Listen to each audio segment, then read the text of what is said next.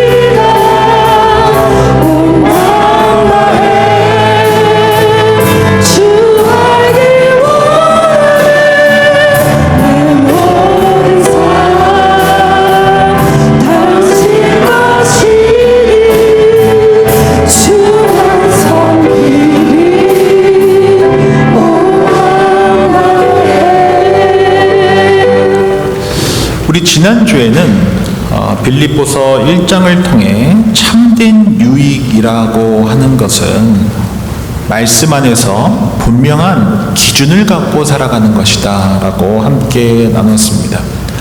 말씀 안에서 우리가 분명한 기준을 갖고 있을 때 내 삶 가운데 왜 이런 일이 일어나는가 라고 불평하고 원망하는 삶이 아니라 지금 하나님께서 내 삶 가운데 무슨 일을 하고 계시는가, 무엇을 하기 원하시는가에 집중하게 된다라는 것입니다.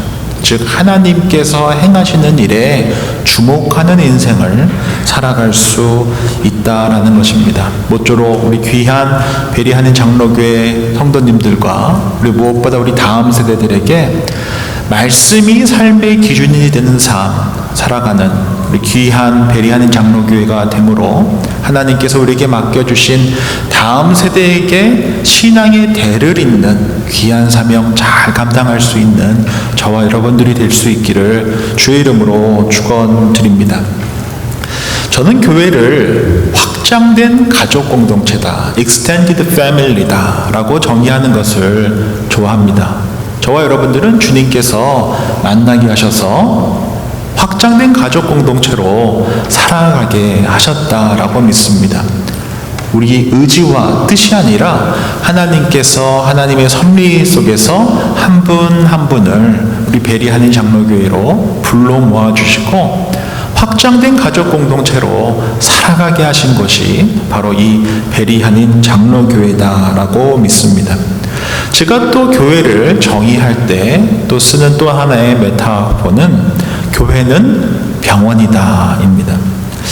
저는 교회가 병원인 이유는 하나님 없이 살아온 인생은 모두 다 영적으로 병들 수밖에 없기 때문입니다.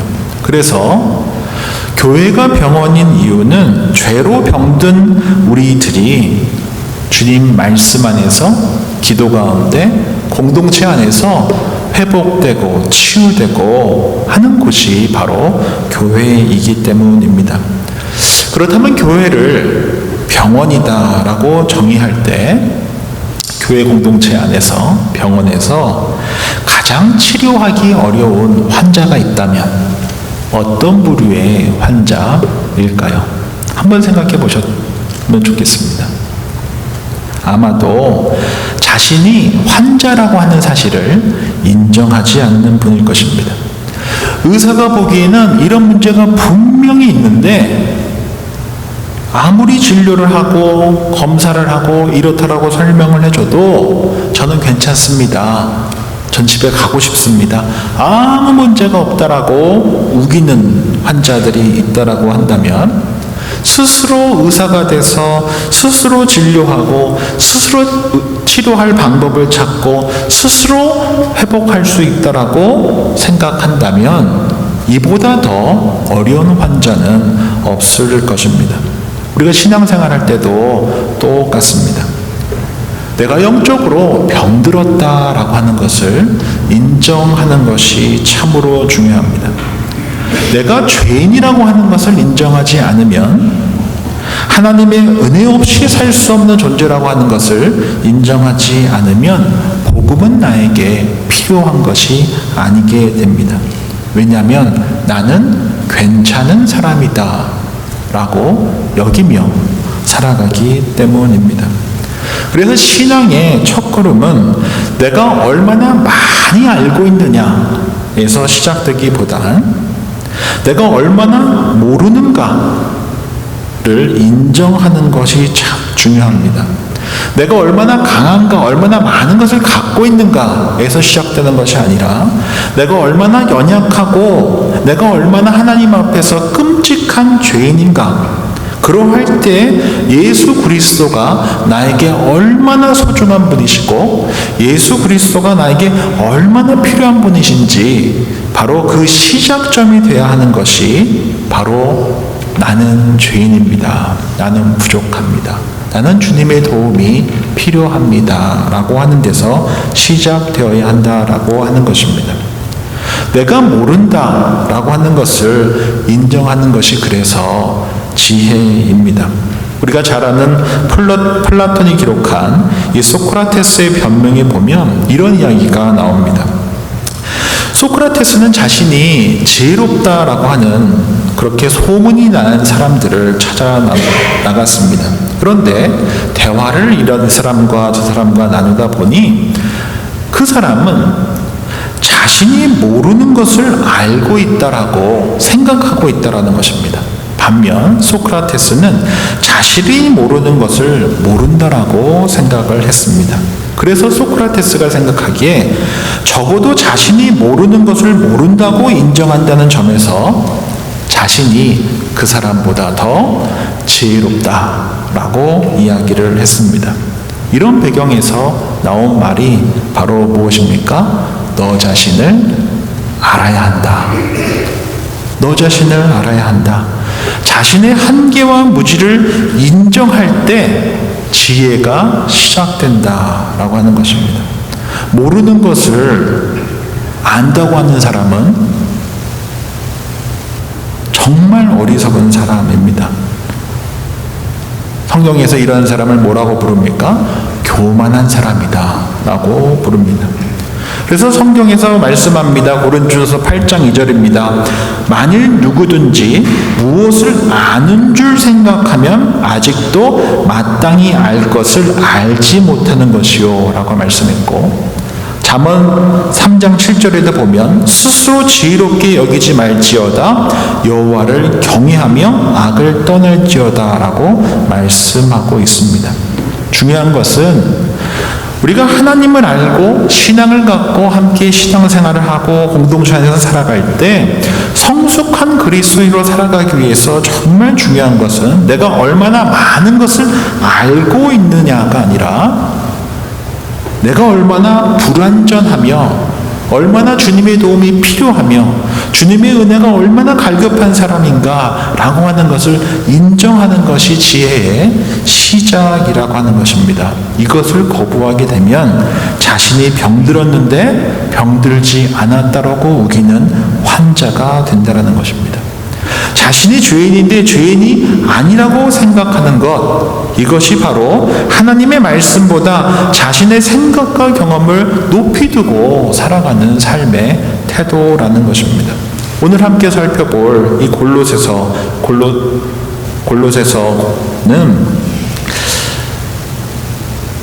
사도 바울이 골로새 교회에게 보낸 편지인데 이 골로새 교회의 아주 독특한 특징은 바울이 직접 개척해서 목회했던 교회에 보낸 서신서가 아니라는 점입니다.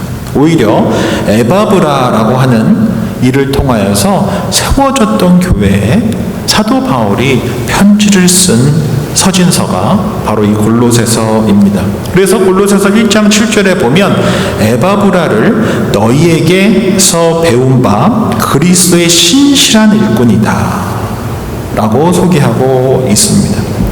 이 골로새 교회는 소아시아 지역에 있었던 교회로 다양한 배경에 있던 사람들이 모여서 살아가는 공동체였습니다.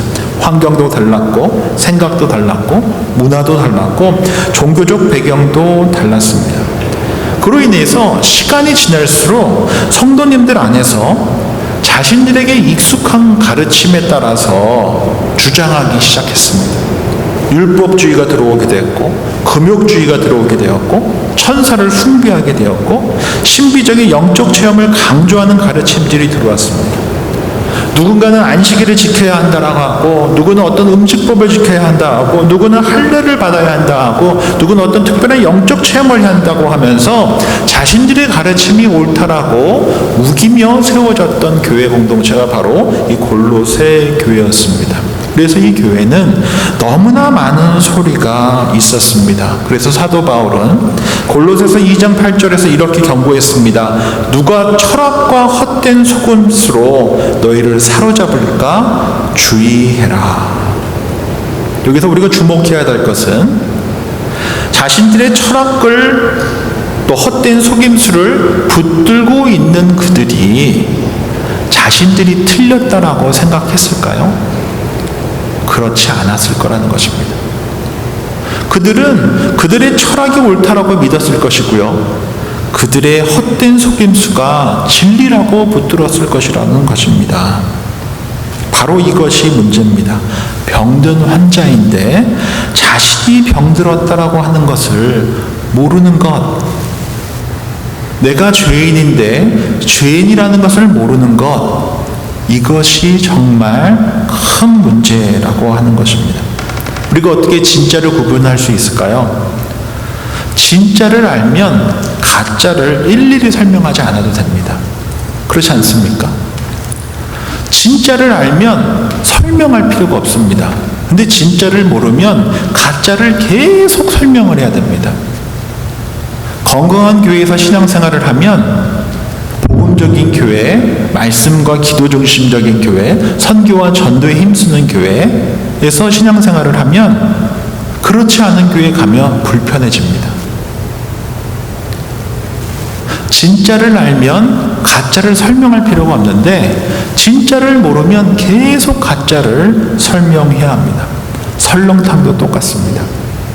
제가 한국에서 사역할 때 저랑 가깝게 지내던 목사님이 어렸을 때부터 아버지와 어머니와 남동생이랑 늘 갔었던 설렁탕집이 있다고 해서 거의 100년 가까이 된 이문설렁탕이라고 하는 곳인데 이게 1904년에 처음 생겼다고 합니다.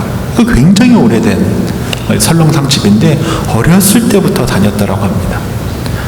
그래서 국물이 정말 끝내준다고 해서 그 목사님이랑 같이 가서 먹었는데 저한테는 그 국물이 너무 심심했던 것이에요. 그래서 왜 이렇게 심심한가 그랬더니 이 설렁탕집은 전혀 조미료를 안 넣는다고 해요. 그러니까 제 입맛이 어디에 익숙해 있는 것입니까? 미원에 익숙해져 있는 것이죠. 그러니까 이 감칠맛이 나지 않으니까 이거 이렇게 심심한 걸 어떻게 먹나. 그래서 소금에 후추에 이렇게 막 뿌려서 먹었었던, 파도 이만큼씩 넣고 먹었었던 기억이 있습니다. 이미 제 입에는 미원 맛이 길들여져 있었던 것입니다. 즉 자기에게 익숙한 진짜 맛, 미원이 들어가지 않은 진짜 맛이 있었기 때문에 그 목사님은 저랑 다른 식당 가면은 너무 조금 텁텁해요. 그래서 물을 막 마시고, 근데 그 집에 가니까 너무 맛있게 먹었던, 어렸을 때부터 가족들과 늘 갔던 미원을 넣지 않은 설렁탕집, 100년이 훌쩍 넘은 그 곳에서 첫 맛을, 진짜 맛을 알았던 분이셨기 때문에 다른 식당에 가면 어떤 맛이 딱 올라왔겠습니까? 요거 넣었다, 저거 넣었다, 이렇게 해서 텁텁한 입맛, 즉 가짜를 금방 알 수 있었습니다. 진짜를 맛본 사람이기 때문에 가짜를 설명하지 않아도 몸에서 반응했었다라고 하는 것입니다. 골로새 교회가 그랬던 것입니다. 복음이, 진짜 복음이 들어가지 않자 너무나 많은 가르침들이 있었던 것입니다. 바울은 다시 복음의 기본으로 돌아가야 한다라고 골로새 교회에 이야기하며 무엇을 했습니까? 첫 단추부터 다시 끼워야 한다라고 하며 복음이 무엇인지 바로 이 골로새 교회, 너무나 많은 소리가 나고 있는 이 골로새 교회에 진짜를, 이 첫 단추를 다시 끼워주기 시작한 것입니다. 바로 이 첫 단추가 무엇이냐? 바로 속량입니다.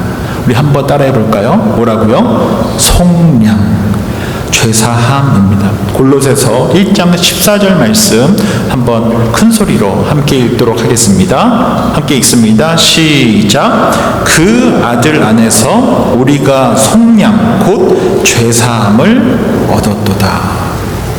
여기서 속량, 죄사함의 공표를 한번 쳐보시기를 바랍니다. 여기서 중요한 것은 그 아들 안에서, 예수 그리스도 안에서 우리가 속량, 곧 죄사함을 얻었다라고 하는 것입니다. 이 속량이라고 하는 것은 우리의 노력으로 얻는 것이 아닙니다. 우리의 선행으로 얻어지는 것도 아닙니다. 종교적 열심으로 얻는 것도 아닙니다. 예수 그리스도 안에서 주신 것입니다. 이 속량이라고 하는 것은 값을 내가 지불하는 것이 아니라 나를 사신 다른 이가 종이나 포로를 자유롭게 하기 위해서 대신 지불해 준 것을 속량이라고 합니다. 죄로 말미암아 심판을 받아야 할 그 사람이 죄값을 지불하는 것이 아니라 그 사람을 자유케 하고자 하는 이가 대신 그 죄값을 지불함으로 자유케 해주는 것, 이것이 바로 속량입니다. 죄사함입니다. 그래서 로마서 3장 24절에 보면 그리스도 예수 안에 있는 속량으로 말미암아 하나님의 은혜로 값없이 의롭다 하심을 얻은 자가 되었다라고 말씀하고 있습니다. 이것이 바로 복음의 첫 단추입니다. 나는 속량받은 사람입니다. 이것이 바로 저와 여러분들의 신앙생활의 첫 단추가 되어야 합니다. 이것이 진짜가 되어야 합니다. 내가 하나님 앞에 하나님의 자녀가 된 것은 내 수고와 열심 때문이 아니라 나를 사랑하신 예수 그리스도께서 나를 구원하시기 위해 속량해 주셨다 라고 하는 그것이 첫 단추가 되어야 한다는 것입니다. 이것이 흔들리면 많은 소리가 나게 되어 있습니다. 이 첫 단추가 흔들리면 다른 소리가 더 크게 들릴 수 있다라고 하는 것입니다. 우리가 구원을 받았다라고 하는 것은 하나님께서 내 잘못을 용서해 주셨습니다 로만 해석하기에는, 설명하기에는 부족합니다. 성경이 말하는 구원은 죄로 말미암아 붙잡혀 있던 우리를 예수 그리스도께서 대신 자신의 피로 우리를 사주셨습니다 라고 표현해야 합니다. 그로 말미암아 우리가 속량을 받아 자유한 하나님의 자녀가 되었습니다 라고 고백할 수 있는 것입니다. 왜 이토록 바울은 골로새 교회에게 이 첫 단추를 강조하며 속량, 죄사함을 위해 오신 예수님을 가장 먼저 이 골로새 교회에게 가르쳤던 것일까요? 이 첫 단추를 제대로 낄 때 바르게 신앙생활을 할 수 있기 때문입니다. 내가 얼마나 끔찍한 죄인인지, 하나님 앞에서 얼마나 보잘것없는 인간인지를 깨달으면 깨달을수록 나 같은 죄인을 사랑하신 하나님의 은혜가 이해가 되고, 내 죄에 대해서 내가 하나님 앞에서 얼마나 부끄러운 인생인지 깊이 깨달으면 깨달을수록, 넓이 알아가면 알아갈수록 나 같은 죄인을 품으신 하나님의 은혜의 깊이와 넓이를 더 크게 이해할 수 있기 때문입니다. 죄를 깊이 알수록 은혜가 깊어진다는 것입니다. 내가 괜찮다라고 생각하면 예수님의 은혜도 별로 필요하지 않습니다. 그러나 내가 얼마나 끔찍한 죄인인지에 대한 깊은 이해가 있으면 있을수록 그리스도의 은혜가 얼마나 큰지 고백하지 않을 수 없다라고 하는 것입니다. 그래서 사도 바울은 로마서 5장 20절에 이렇게 말했습니다. 죄가 더한 곳에 은혜가 더욱 넘쳤나니.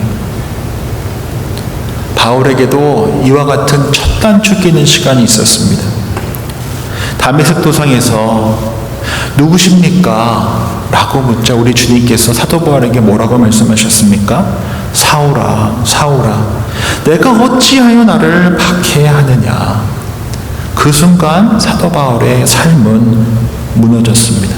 인생의 기준이 무너졌습니다. 지금까지 옳다라고 믿었었던 것이 무너졌습니다. 그리고 사도 바울은 갈라디아서에 따르면 약 3년간 아라비아에 가서 말씀과 기도에 전무했었던 것으로 보입니다. 왜 그랬을까요? 사도 바울에게 그 3년이라는 시간이 필요했습니다. 어떤 시간이었을까요? 자신이 얼마나 끔찍한 죄인인지를 알아가는 시간이 필요했습니다. 내가 얼마나 끔찍한 죄인인지를 깊이 넓이 알아가면 알수록 예수 그리스도의 보혈의 공로가 얼마나 깊고 넓은지 깨달아 알아갈 수 있었기 때문입니다. 그렇게 깊고 넓은 자신의 죄와 예수 그리스도의 은혜에 대해 충분한 이해를 갖고 있었던 사도 바울이 이후 골로새 교회에게 네 단어로 예수님이 누구신지 설명하게 됩니다. 오늘 본문의 15절 말씀을 보시면 예수님은 보이지 않는 하나님의 형상입니다. 예수님은 하나님의 형상입니다. 예수 그리스도 외에 우리가 하나님을 알 수 있는 다른 길이 전혀 없습니다 라고 고백했었던 거죠. 그리고 16절에 보면 예수 그리스도께서 우리를 창조하셨습니다. 우리는 예수 그리스도를 위해서 창조되었습니다 라고 이야기하고 18절에 보면 예수님은 교회의 머리십니다. 교회의 주인은 그 누구도 아닙니다. 예수님이십니다 라고 이야기하고 20절과 22절에 보시면 예수님께서 십자가의 피로 화평을 이루셨습니다. 우리가 하나님 앞에 하나님의 자녀가 될 수 있었던 것은 오직 예수 그리스도의 피로 말미암아 화평케 되었기 때문입니다. 네 단어로 설명했습니다. 예수님은 하나님의 형상입니다. 예수님은 창조주이십니다. 예수님은 교회의 머리 되십니다. 예수님은 하나님과 우리를 화목해 하신 분이십니다. 라고 하며 골로새 교회에게 예수님이 누구신지 너무나 분명하게 자신의 죄가 얼마나 끔찍했는지 예수님 없이 하나님을 알고자 했었던 나,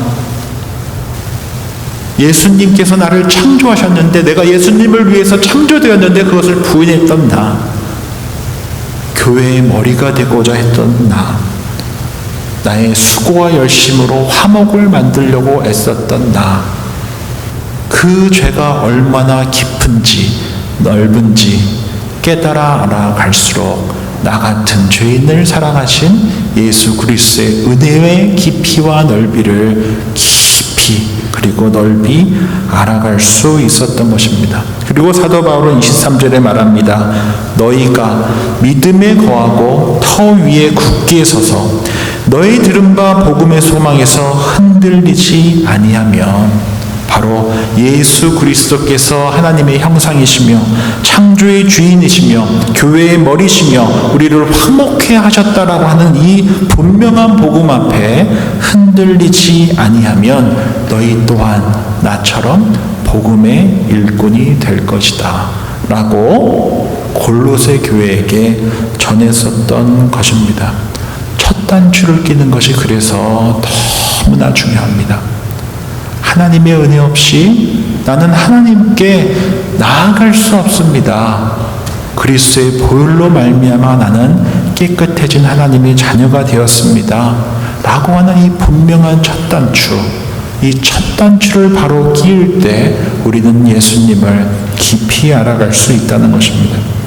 지난주 목요일에 노예 목사님들과 함께 모이는 시찰회에 다녀왔습니다.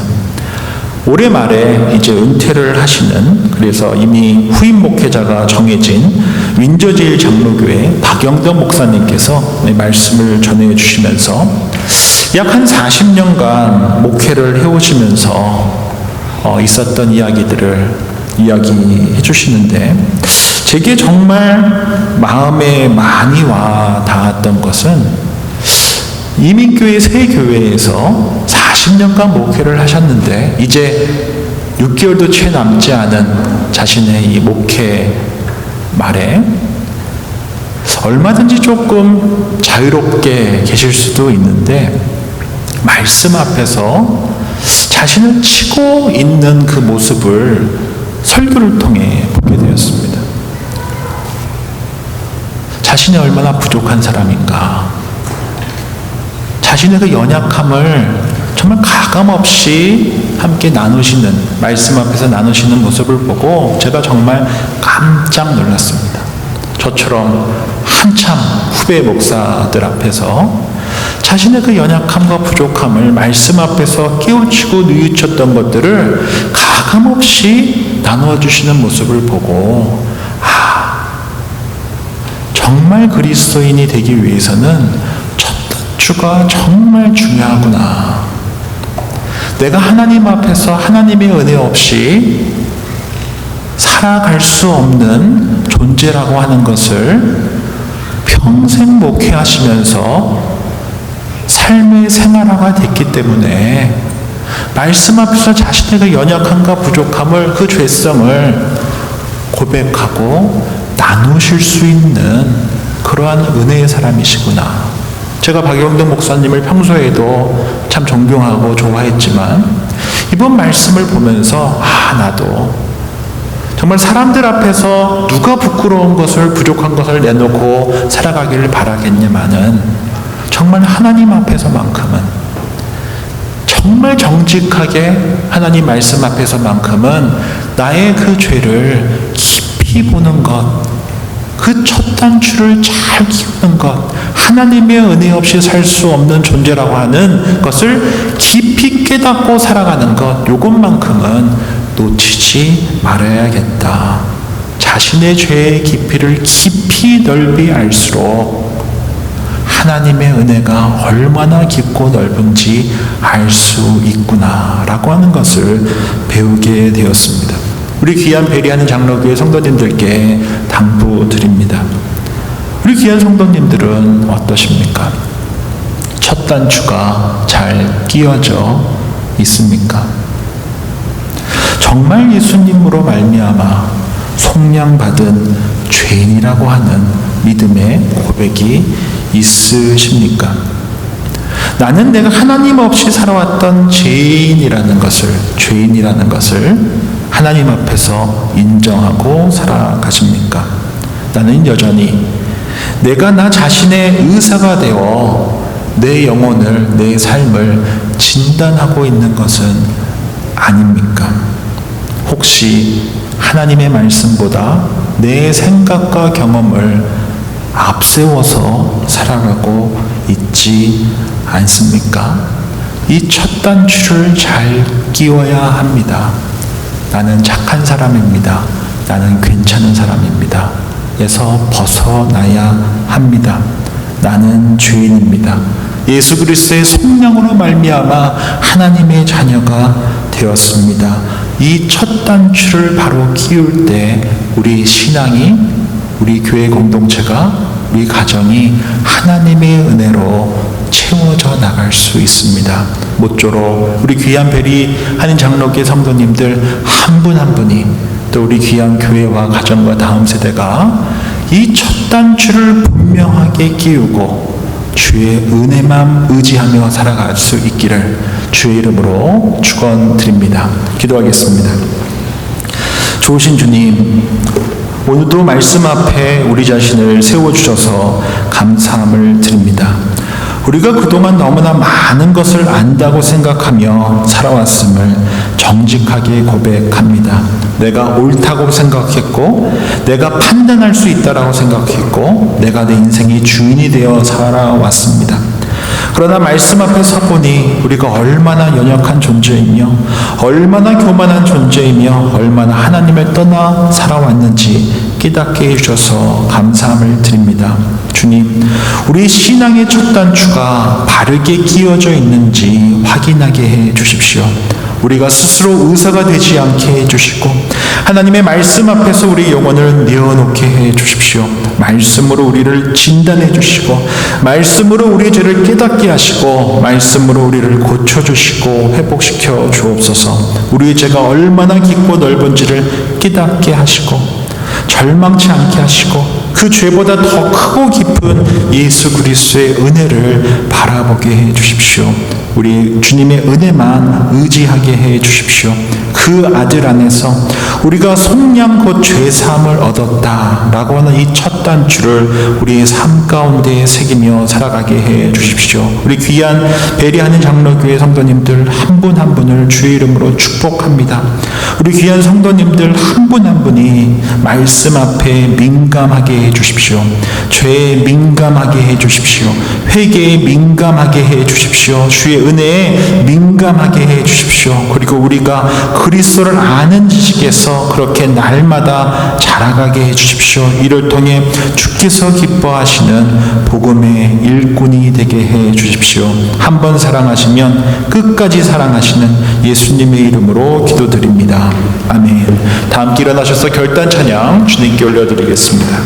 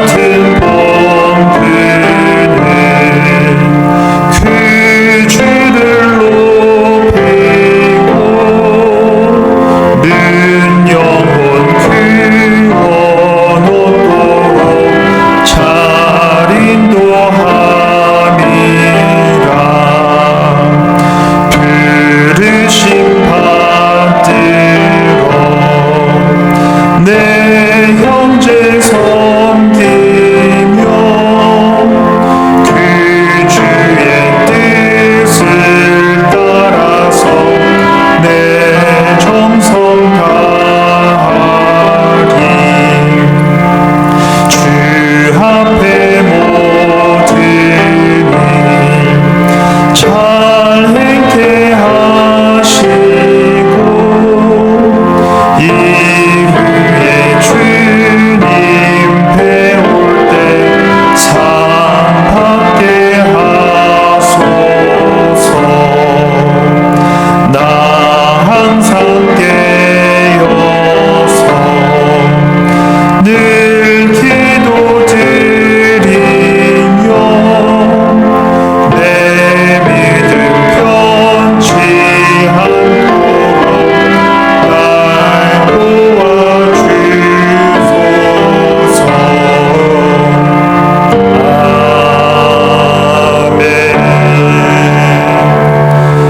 우리 주 예수 그리스도의 은혜와 하나님 아버지의 크신 사랑하심과 말씀으로 우리 죄를 깨닫게 하시고 날마다 거룩한 길로 인도하시는 성령님의 교통하심이 주신 말씀에 따라 우리 신앙의 첫 단추를 다시 바르게 끼우며 죄에 민감하게 반응하고 십자가의 은혜의 깊이와 넓이를 깨닫고 입술과 삶을 통해 그 크신 은혜를 전하며 살아가는 복음의 일꾼이 되고자 다짐하는 주님의 사람들과 베리하는 장로교회 위에 이제로부터 영원까지 함께 하시기를 간절히 축원하옵나이다. 아멘.